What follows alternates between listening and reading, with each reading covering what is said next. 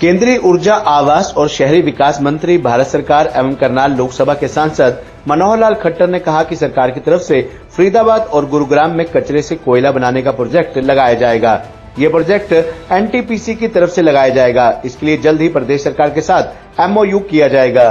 केंद्रीय मंत्री मनोहर लाल आज करनाल लोक निर्माण विभाग के विश्राम गृह में नया दायित्व मिलने के बाद पहले जनसंवाद कार्यक्रम में बोल रहे थे। इस कार्यक्रम में मनोहर लाल खट्टर ने लगभग 200 लोगों की 20 से ज्यादा विभागों की समस्याओं को सुना और कई शिकायतों का समाधान स्थानीय स्तर पर किया गया तथा कुछ समस्याओं का समाधान प्रदेश सरकार के माध्यम से किया जाएगा।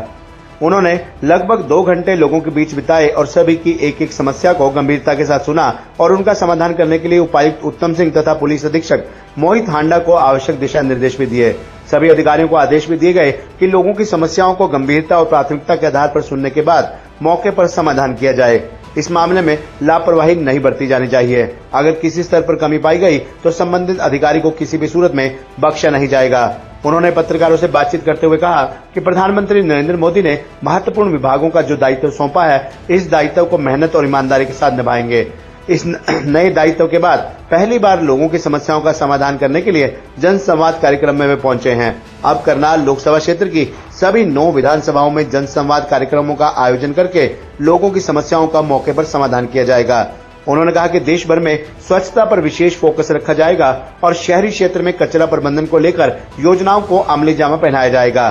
केंद्र सरकार की ओर से एनटीपीसी की तरफ से गुरुग्राम और फरीदाबाद में कचरे से कोयला बनाने का एक प्रोजेक्ट स्थापित किया जाएगा। इस प्रोजेक्ट को लेकर जल्द ही एमओयू पर हस्ताक्षर किए जाएंगे। इस कोयले का प्रयोग थर्मल प्लांट में किया जाएगा। उन्होंने कहा कि हरियाणा प्रदेश में विधानसभा चुनाव आने वाले हैं। इन विधानसभा चुनावों के लिए तैयारियां शुरू कर दी गई हैं और एक-एक कार्यकर्ता पूरे जोर उत्साह के साथ सरकार की नीतियों को जन जन तक पहुंचाने का काम करेंगे। भाजपा जिलाध्यक्ष योगेंद्र राणा ने मेहमानों का स्वागत किया। इस मौके पर कार्यक्रम का संचालन उपायुक्त उत्तम सिंह ने किया।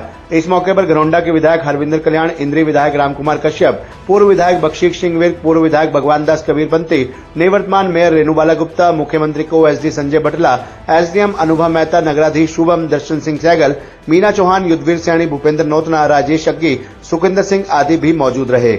यहाँ आपको बता दें कि जब केंद्रीय मंत्री मनोहर लाल खट्टर आमजन की समस्याओं को सुनने के लिए मंच से नीचे उतरे और लोगों के बीच पहुंचकर उनकी समस्याओं को भी उन्होंने सुना। इन समस्याओं का समाधान करने के लिए संबंधित विभागों के अधिकारियों को भी उन्होंने आवश्यक दिशा निर्देश दिए।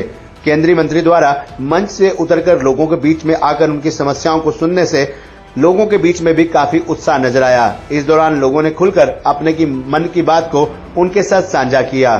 केंद्रीय मंत्री मनोहर लाल खट्टर ने लगभग 200 लोगों की समस्याओं को सुना। इनमें से 81 लोगों ने अपनी समस्याओं का पंजीकरण करवाया। इनमें पुलिस अधीक्षक कार्यालय से संबंधित 19, आईजी ऑफिस से संबंधित 1, सीएमसी करनाल विभाग की 5, डीडीपी विभाग की 9 ऐसी कई समस्याएं शामिल थी।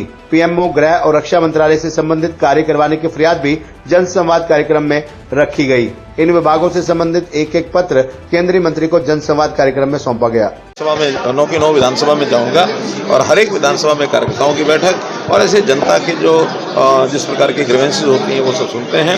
उसमें अभी क्योंकि केंद्र सरकार के भी कुछ विषय होते हैं, कई ट्रांसफर्स के विषय होते हैं, इससे ज़्यादा नहीं होते। बाकी प्रदेश सरकार के विषय होते हैं, व्यक्तिगत उनकी डिमांड होती है, किसी का प्लॉट का है, किसी का पेंशन का है। हमने सब बातें, हालांकि यहाँ के मुख्यमंत्री जी ने अब और नई घोषणाएं भी की हैं, उस अनुरूप सबके जो सहयोग होंगे, किसी का कोई काम बाकी बचेगा नहीं। फिर भी जो काम देखे जाते हैं उसको मैं चंडीगढ़ हर विभाग में। क्राइम बढ़ रहा है सर, उस पर क्राइम बढ़ रहा है। देखिए, क्राइम की बहुत चिंताजनक बात तो हमारे सामने आती है। जब भी कोई क्राइम होता है तो उस समय हमारी एजेंसीज हैं, चाहे पुलिस है, चाहे सीआईडी है, चाहे एसटीएफ है, चाहे बाकी लोग हैं, वो उसके ऊपर काम में लगे हैं। सीआईए भी अपना काम कर रही है। तो इस क्राइम को रोकने में बहुत रोका भी है, हम सब लोग प्रयत्न कर रहे हैं। लेकिन एक जानकारी, जो विदेशों से इस प्रकार की धमकियाँ आती हैं, इस प्रकार के टेलीफोन कॉल्स आते हैं, उसमें हमारी जो केंद्र स्तर की एजेंसियां, उनको भी बता दिया जाता है। और जहाँ कई दूसरे देशों में घटनाएं होती हैं, इस प्रकार के फोन कॉल्स आते हैं, वहाँ की एजेंसियों से भी तालमेल रख करके इन सब को दूर किया जाए। हरियाणा के लिए कोई नया प्रोजेक्ट लेके आ रहा है ऊर्जा मंत्रालय से? गुड़गांव में एक प्रोजेक्ट शुरू किया है आपने, गुड़गांव में प्रोजेक्ट की शुरुआत की है, क्या प्रोजेक्ट रहेगा? देखिए, स्वच्छता सफाई ये एक अभियान वैसे तो पूरे देश भर के लिए ही हमारे दिमाग में है, तो भी जहाँ जहाँ कठिनाइयाँ ज़्यादा हैं उसको पहले प्रायोरिटी पर ले रहे हैं।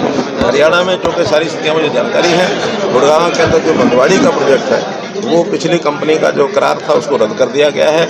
अब उस वेस्ट को, उसमें से कैसे पहले वेस्ट टू एनर्जी था, अब वेस्ट टू वेल्थ में कोयला बनाने के लिए एनटीपीसी ने और स्वीकार किया है। उससे ज़्यादा करार होगा, एमओयू जल्दी हो जाएगा और गुड़गांव और फरीदाबाद का पूरा जो वेस्ट है वो एनटीपीसी अपने प्रोसेस के माध्यम से उसमें कोयला बनाएगी और कोयले का उपयोग वो थर्मल प्लांट्स में करेगी।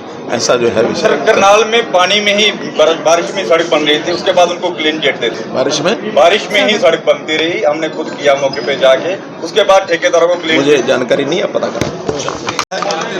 स्वाभाविक रूप से है कि वहाँ जाने के बाद जो नया दायित्व मिला है, ज़्यादा समय उसमें लग रहा है। आज करनाल लोकसभा क्षेत्र में मेरा जो प्रवास है उस नाते से मैं आया हूँ। कार्यकर्ताओं के साथ बैठ करके कुछ बातचीत, हालचाल, गपशप, उनका धन्यवाद करना, वो सब किया है।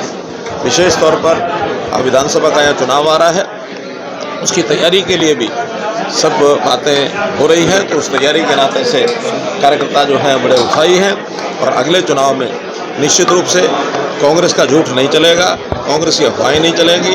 कांग्रेस जिस प्रकार के हथकंडे इस लोकसभा चुनाव में अपनाए हैं उनको दरकिनार करके और भारतीय जनता पार्टी का एक एक कार्यकर्ता और अगले चुनाव को जीतकर तीसरी बार भारतीय जनता पार्टी की सरकार बनाने के लिए। राहुल गांधी तमिलनाडु जाते नहीं और हाथरस चले जाते हैं और हिंसक बताते हैं हिंदुओं। देखिए, जिस प्रकार की घिनौनी हरकतें मैंने स्वयं अपने कान से इस बार लोकसभा में सुनी, वास्तव में ही मुझे बड़ा हैरानी हो रही है कि ऐसे शब्द उनके मुंह में आ जाते हैं। समाज को गालियां देना, उनको इस प्रकार से, यानी ये कहना कि हिंसावादी, पूरा हिंदू समाज हिंसावादी है, यानी कैसा उनका सोच बना है। जरूर देश की जनता उनको जो है करारा सबक सिखाएगी, ऐसा। अमित शाह जी ने नायब सिंह सैनी, कई और बीजेपी के नेता भी सीएम पद के दावेदार थे। अभी तो जो अमित शाह जी ने घोषित किया है मुझे उतनी ही जानकारी है और मैं उसका स्वागत करता हूँ। एक बात और सामने रेट बढ़ाया है, उसको लेकर सुरजेवाला कह रहे हैं कि बीजेपी ने फायदा पहुंचाने के लिए, जियो को, अबानी को फायदा पहुंचाने के लिए ये किया गया है। किस बात का? जो 3 कंपनियों ने रेट बढ़ाए हैं, 30% रेट बढ़ाए हैं, जो टेलीकॉम कंपनियों ने। देखिए, ये कंपनियां अपना काम करती हैं, उनको अपना बिजनेस करना है, किस तरीके से उनको करना है, किस तरीके से नहीं करना है, उनका एक सिस्टम है। आखिर किसने रेट घटाना है, किस रेट बढ़ाना है, ये सब कंपनियों का अपना काम है, ये हमारा उसमें कोई रोक नहीं। अहिरवाल में थोड़ी बहुत नाराजगी है क्योंकि राव इंद्रजीत को पूरा कैबिनेट का मंत्रालय नहीं मिला। ये विषय मेरा नहीं है, ये प्रधानमंत्री जी का विवेक होता है, उनका अपना प्रेरोगेटिव होता है, किसको क्या देते हैं। हमें तो, मुझे अपना पता है कि मैंने कभी भी इस प्रकार का कोई विषय नहीं रखा कि मुझे क्या दायित्व मिले क्या नहीं। प्रधानमंत्री जी हर एक सांसद के बारे में सोचते हैं और सांसदों को किसको अपने टीम में रखते हैं और क्या दायित्व देते हैं, ये उनका। क्राइम बढ़ रहा है सर, हरियाणा में क्राइम बढ़ रहा है सर, लगातार गोलियां।